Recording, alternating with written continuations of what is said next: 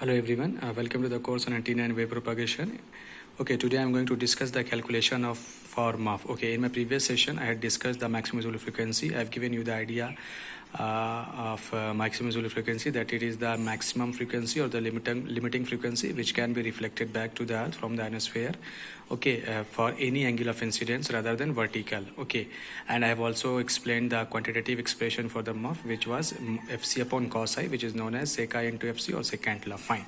So now in this particular session I would like to discuss the calculation for the MUF, but point to be noted that we are considering here for thin layer or the flat earth. That means for the flat earth, because earth curvature is not a smooth or earth curvature is not perfect in everywhere, so we have to consider that the thin layer or the flat surface. Okay, so for thin layer and flat earth, what will happen here, we will consider that this is the earth surface for thin layer or the flat earth. Okay, so I have considered here this is the earth. Okay, and 2 points I have considered like A and C. So these are the earth's two different points. Okay, maybe this is your transmitting point A and C is your receiving point, and this is the ionosphere. Okay, so this is the height of the ionospheric height. So H is representing the height of the ionospheric layer. Okay, fine. So we know that this is the ionospheric layer, ionospheric belt, okay, which is scattered from 50 to 400 kilometer, okay, in successive several sublayers. Okay, so the ionospheric layer is shown here with the flat line. Okay,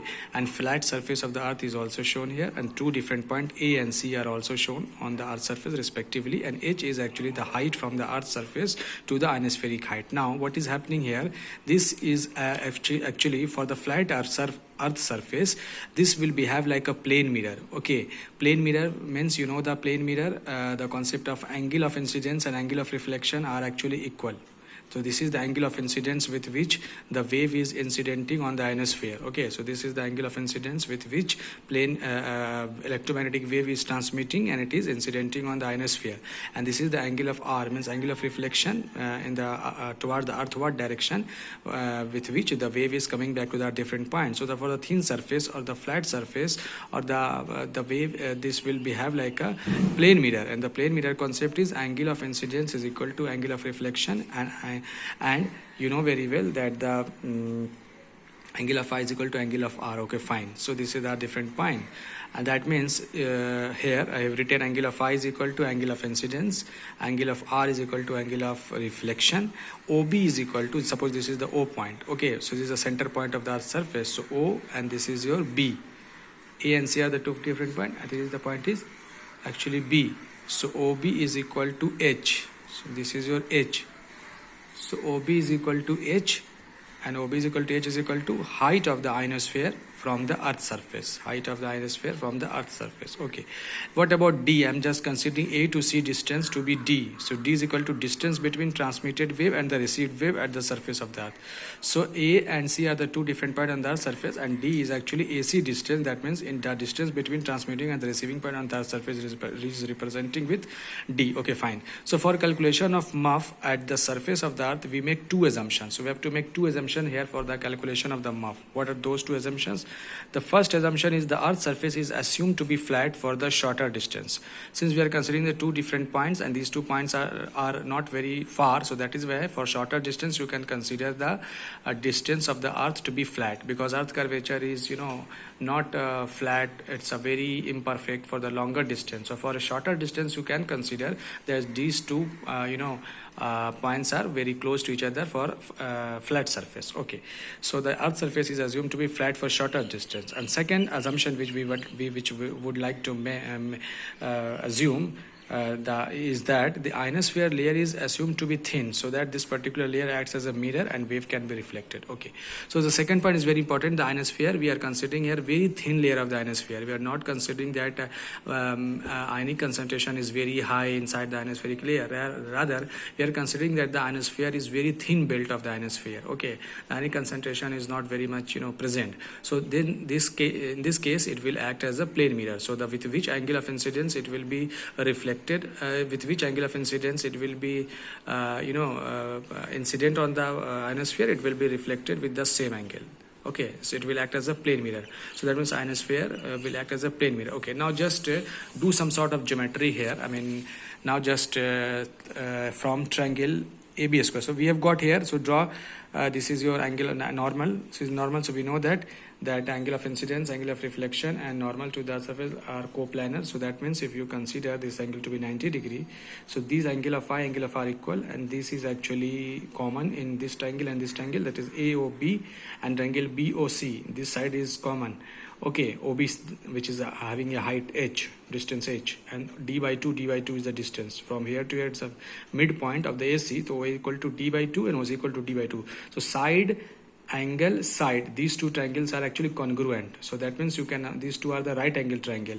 So you can apply AB square. In AB square, right angle triangle, this is hypotenuse square. So AB square is equal to this OA square plus OB square. So AO square plus OB square. Now AB square will be equal to, OA is given d by 2 and OB is given h. So d by 2 square plus h square. So AB will equal to root over d by 2 square, means d square by 4 plus h square. So AB is equal to, you may take outside the bracket like h square. So h will come out by the bracket. So this will be give you h, and this will be 1 upon d by 2h. Okay, isn't it? So d by 2h whole square. This square will got.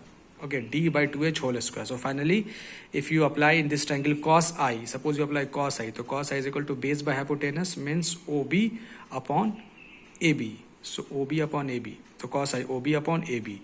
What is the value of OB? OB is actually h, and AB is actually this one. So h and AB is actually have calculated h upon root over 1 plus d by 2h whole square. So h will cancel out. So you will get cos I as equal to 1 upon root over 1 plus d by 2h whole square.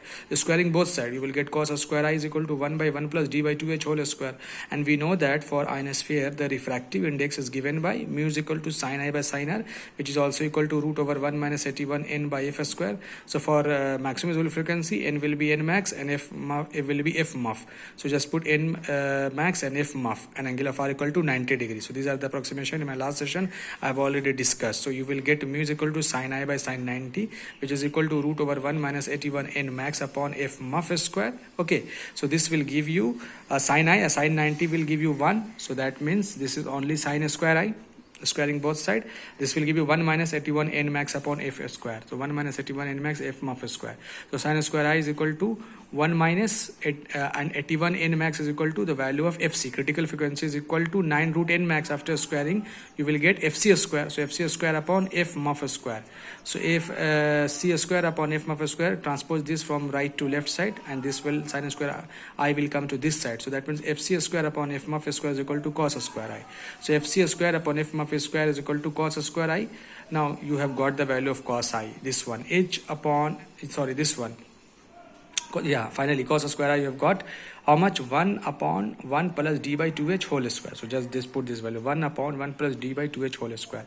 So if muff, just take the inverse of this. So if muff square upon fc square, this will give you 1 plus d by 2h whole square. So from here cross multiplication, f muff square is equal to fc square into 1 plus d by 2h whole square. So f muff is equal to square root fc into root over 1 plus d by 2h whole square. So this is the complete calculation of the maximum visible frequency.